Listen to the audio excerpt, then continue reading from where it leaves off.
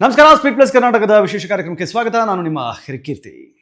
ಇವತ್ತು ವಾರದ ಕತೆ ಕಿಚ್ಚನ ಜೊತೆ ಬಿಗ್ ಬಾಸ್ನಲ್ಲಿ ಇನ್ನೇನು ಸ್ವಲ್ಪ ಹೊತ್ತಿನಲ್ಲಿ ಶುರುವಾಗುತ್ತೆ. ಹೀಗಿರುವಾಗ ಈ ವಾರ ಮನೆಯಿಂದ ಯಾರು ಹೊರಗೆ ಹೋಗಬಹುದು ಅನ್ನೋ ಚರ್ಚೆಗಳು ನಡೀತಾ ಇದ್ರು ಸಹಿತ ಅದಕ್ಕೆ ಇವತ್ತು ಪಿಕ್ಚರ್ ಸಿಗಲ್ಲ, ನಾಳೆ ಅದನ್ನು ಸುದೀಪ್ ಸರ್ ಹೇಳಿ ಮನೆಯಿಂದ ಒಬ್ಬರು ಇಬ್ಬರು ಹೊರಗೆ ಹೋಗುವ ಸಾಧ್ಯತೆ ನಿಚ್ಚಳ. ಯಾಕಂದರೆ ವಾರಗಳ ಹತ್ರ ಬರ್ತಾ ಇದೆ. 9ನೇ ವಾರಕ್ಕೆ ಬಂದಿದ್ದೀವಿ ಆಲ್ರೆಡಿ. 113 ದಿನ ಅಂತ ಹೇಳಿದ್ರು ಇನ್ನು ಹೆಚ್ಚೆಚ್ಚು ಅಂದರೆ ಆಲ್ಮೋಸ್ಟ್ ಒಂದು 8 ವಾರ ಅಷ್ಟೇ ಆಟ ಇರೋದು. 8 ವಾರದಲ್ಲಿ ಲಾಸ್ಟ್ ಫಿನಾಲೆ ದಿನ ಒಂದು 5ರಿಂದ 6 ಜನ ಉಳಿಸ್ಕೋತೀವಿ ಅಂತಂದ್ರೂ ಕನಿಷ್ಠ ಪಕ್ಷ ಇನ್ನೂ 5 ಜನರನ್ನು ಮನೆಯಿಂದ ಹೊರಗಡೆ ಹಾಕಬೇಕಾದ ಪರಿಸ್ಥಿತಿಗೆ ಬಂದು ತಲುಪಿದೆ. ಅದರಲ್ಲೂ ಕಳೆದ ವಾರ ಬಂದಂತಹ ವೈಲ್ಡ್ ಕಾರ್ಡ್ ಎಂಟ್ರಿಗಳ ರೂಪದಲ್ಲಿ ಅಂದರೆ ಗೆಸ್ಟ್ ಆಗಿ ಬಂದವರು ನಂತರ ಹಾಗೆ ಚೈತ್ರ ಮತ್ತು ರಜತ್ ವೈಲ್ಡ್ ಕಾರ್ಡ್ ಎಂಟ್ರಿಯಾಗಿ ಮನೆಯೊಳಗೆ ಉಳ್ಕೊಂಡಿದ್ದಾರೆ. ಅವರದ್ದು ಸಹಿತ ಈಗ ಆಟದಲ್ಲಿ ಒಂದು ಜರ್ನಿ ಸ್ಟಾರ್ಟ್ ಆಗುತ್ತೆ. ಹೀಗಿರುವಾಗ ಈ ವಾರ ಏನೇನೆಲ್ಲ ಆಯಿತು, ಈ ವಾರದಲ್ಲಿ ಬಹಳ ಇಂಪಾರ್ಟೆಂಟ್ಲಿ ನಾನು ನೆನ್ನೆ ಹೇಳಿದ ಹಾಗೆ ಧ್ರುವಂತ್ ಮನೆಯಿಂದ ಹೊರಗೆ ಹೋಗಬೇಕು ಅಂತ ಹೇಳಿರೋದನ್ನ ಇಟ್ಕೊಂಡು ಸುದೀಪ್ ಸರ್ ಮಾತನಾಡುವ ಚಾನ್ಸಸ್ ಜಾಸ್ತಿ ಇದೆ. ಅದೇ ಕಾರಣಕ್ಕೆ ಇವತ್ತು ಬಿಟ್ಟಿರುವಂತಹ ಪ್ರೋಮೋದಲ್ಲಿ ಪೋಸ್ಟ್ ಬಾಕ್ಸ್ನಲ್ಲಿ ಧ್ರುವಂತ್ ಅವ್ರಿಗೆ ಒಂದು ಪ್ರಶ್ನೆ ಬಂದಿದೆ, ನೀವು ಮನೆಯಿಂದ ಹೋಗಬೇಕು ಅನ್ನುವಂಥದ್ದು ಏನಾಯಿತು ನಿಮಗೆ ಅಂತ. ಅದಕ್ಕೆ ಇವತ್ತು ರಜತ್ ಮತ್ತು ಧ್ರುವಂತ್ ಮಧ್ಯ ಬಹಳ ದೊಡ್ಡ ಒಂದು ಜಟಾಪಟಿ ನಡೆದಿದೆ, ಮಾತಿನ ಜಟಾಪಟಿ ನಡೆದಿದೆ. ಇನ್ಫ್ಯಾಕ್ಟ್ ಏಕವಚನದಲ್ಲಿ ಅಟ್ಯಾಕ್ ಮಾಡಿದ್ದಾರೆ ಸುದೀಪ್ ಸರ್ ಎದುರುಗಡೆ. ಸುದೀಪ್ ಸರ್ ಅದನ್ನು ತುಂಬ ಕೂಲಾಗಿ ನಗಾಡಿಕೊಂಡು ನೋಡ್ತಾ ಇದ್ರು. ಬಟ್ ಅದಕ್ಕೆ ನನ್ನ ಪ್ರಕಾರ ಇವತ್ತು ತುಂಬ ಖಾರವಾಗಿ ಉತ್ತರ ಕೊಟ್ಟಿರುವ ಸಾಧ್ಯತೆಗಳು ಇರುತ್ತೆ. ಇನ್ನು ರಕ್ಷಿತಾ ಆಟದಲ್ಲಿ ಬಹಳ ದೊಡ್ಡ ಬದಲಾವಣೆಯನ್ನು ನಾವು ನೋಡಿದ್ವಿ ಅಂತ ಈ ವಾರ ಪೂರ್ತಿ ಹೇಳ್ಕೊಂಡು ಬರ್ತಾ ಇದ್ವಿ.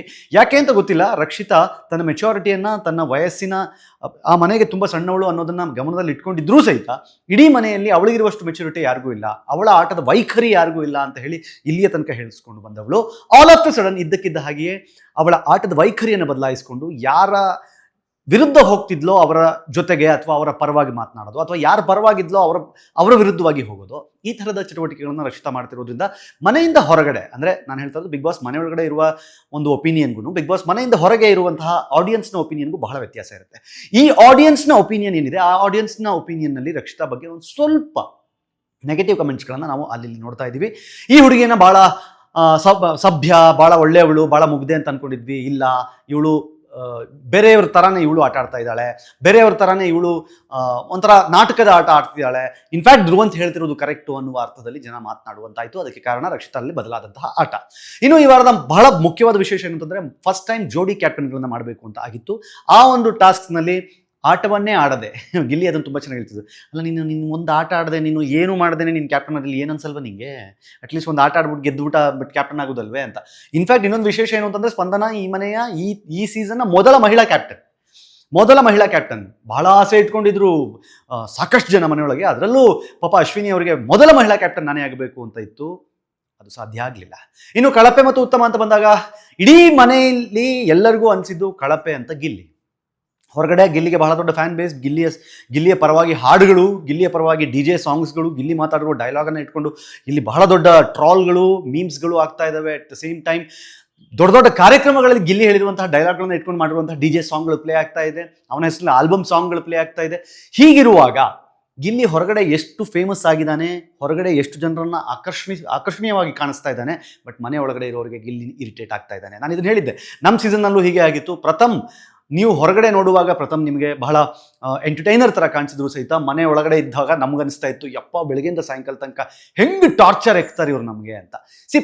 ಪ್ರಥಮ್ದೊಂದು ಸ್ಟೈಲ್ ಇದೆಯಲ್ಲ, ಆ ಸ್ಟೈಲ್ನ ಮತ್ತೊಂದು ವರ್ಷನೇ, ಅಪ್ಡೇಟೆಡ್ ವರ್ಷನೇ ಗಿಲ್ಲಿ ಅಂತ ನಾನು ಯಾವಾಗಲೂ ಹೇಳ್ತಾ ಇರ್ತೀನಿ. ಗಿಲ್ಲಿಯ ಆಟವನ್ನು ಮನೆ ಒಳಗಡೆ ಅವ್ರಿಗೆ ತುಂಬ ಚೆನ್ನಾಗಿ ಗೊತ್ತು. ಯಾಕಂದರೆ ಈ ಹಿಂದೆ 4-5 ರಿಯಾಲಿಟಿ ಶೋಗಳನ್ನು ಆಡ್ಕೊಂಡು ಬಂದಿರುವಂತಹ ಗಿಲ್ಲಿಗೆ ತುಂಬ ಚೆನ್ನಾಗಿ ಗೊತ್ತು ನಾನು ಏನು ಮಾತಾಡಬೇಕು, ಹೇಗೆ ಆಟ ಆಡಬೇಕು, ಯಾರ ಜೊತೆಲಿ ಹೇಗಿರಬೇಕು, ನಾನು ಏನು ಮಾಡಿದ್ರೆ ಕಂಟೆಂಟ್ ಹೋಗುತ್ತೆ, ನಾನು ಏನು ಮಾಡಿದ್ರೆ ಕಂಟೆಂಟ್ ಜನ ನೋಡ್ತಾರೆ ಅನ್ನೋದನ್ನು ತುಂಬ ಸೂಕ್ಷ್ಮವಾಗಿ ಗಮನದಲ್ಲಿ ಇಟ್ಕೊಂಡು ಆ ಆಟವನ್ನು ಅವ್ರು ಆಡ್ತಾ ಬರ್ತಾರೆ. ಪ್ರತಿಯೊಂದು ಸೀಸನ್ನಲ್ಲೂ, ಅಂದರೆ ನಾನು ಹೇಳ್ತಾ ಇರೋದು ಬಿಗ್ ಬಾಸ್ ಅಲ್ಲ, ಅವರು ಆಡಿರುವಂತಹ ಬೇರೆ ಬೇರೆ ರಿಯಾಲಿಟಿ ಶೋಗಳಲ್ಲಿ ಒಂದೊಂದು ಹುಡುಗಿ ಜೊತೆಗೆ ಅವರು ಒಂದು ಹುಕಪ್ ಶುರು ಮಾಡ್ತಾರೆ. ಅಲ್ಲಿಂದ ಶುರುವಾಗಿ ಗಗನ ಇರ್ಬೋದು, ಅಥವಾ ಈ ಹಿಂದಿನ ಇದರಲ್ಲಿ ಜೀ ಕನ್ನಡದ ಬೇರೆ ಬೇರೆ ಕಾರ್ಯಕ್ರಮಗಳನ್ನು ನೋಡ್ಬೋದು. ಇಲ್ಲಿ ಕಾವ್ಯ ಇನ್ಫ್ಯಾಕ್ಟ್ ಆ ಥರ ಕಾಣಿಸ್ಕೊಳ್ಳಿಲ್ಲ. ಕಾವ್ಯ ಇಲ್ಲಿ ಮೆಂಟ್ರಿ ಥರ ಕಾಣಿಸ್ಕೊಂಡ್ರು.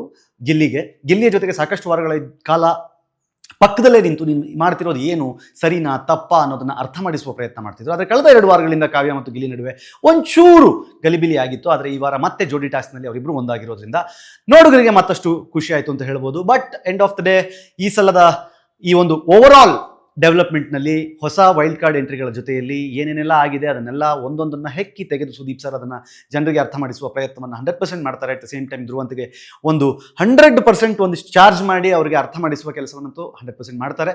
ಇದೆಲ್ಲದರ ಆಚೆಗೆ ನಾಳೆ ಮನೆಯಿಂದ ಯಾರು ಹೋಗ್ತಾರೆ ಅನ್ನೋದರ ಕುತೂಹಲ ಗೊತ್ತಾಗಬೇಕು ಅಂತಂದರೆ ನಾಳೆವರೆಗೂ ನೀವು ಕಾಯಲೇಬೇಕು. ನಿಮಗೆ ಅನಿಸುತ್ತೆ ಈ ವಾರ ಮನೆಯಿಂದ ಯಾರು ಹೋಗಬೇಕು? ಕಮೆಂಟ್ ಮಾಡಿ ಹೇಳಿ. ನೋಡ್ತಾ ಇರಿ ಸ್ಪೀಡ್ ಪ್ಲಸ್ ಕರ್ನಾಟಕ. ಇದು ನಿಮ್ಮಿಂದ ನಿಮಗಾಗಿ ನಿಮಗೋಸ್ಕರ. ಮತ್ತೆ ಸಿಗ್ತೀನಿ. ನಮಸ್ಕಾರ.